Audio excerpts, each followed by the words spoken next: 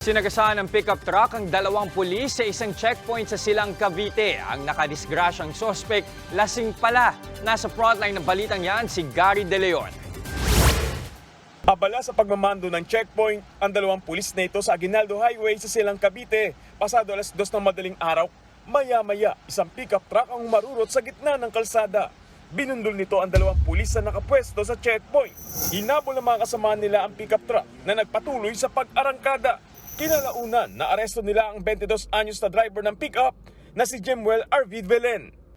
Yung meters pa sir yung distance bago pa siya tumigil.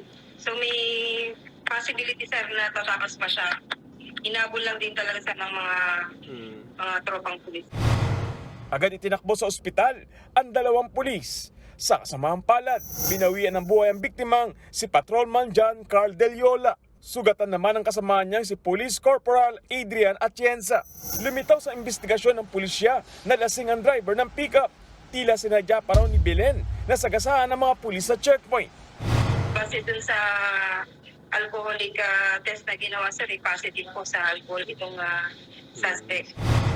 Naharap sa patong-patong na kaso ang suspect, kabilang na ang reckless imprudence resulting in homicide, physical injury, damage to property at paglabag sa Anti-Drunk and Drug Driving Act.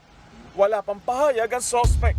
Nagbabalita mula sa frontline, Gary De Leon, News 5. Mga kapatid, Jess De Los Santos po, huwag magpauli sa mga umaaksyong balita at napapanahong issue sa bansa. Para sa mas malawak na balitaan, mag-subscribe at mag-follow sa social media pages ng News 5.